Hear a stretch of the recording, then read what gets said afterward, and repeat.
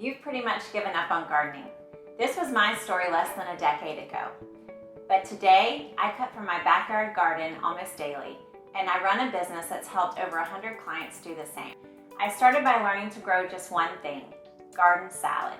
Of all the kitchen garden crops, garden salad is the easiest to grow.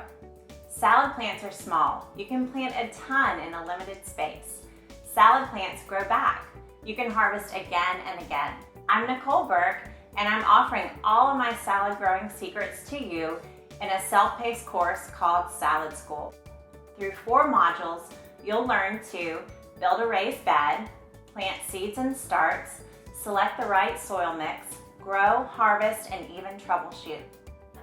So don't give up on gardening just yet.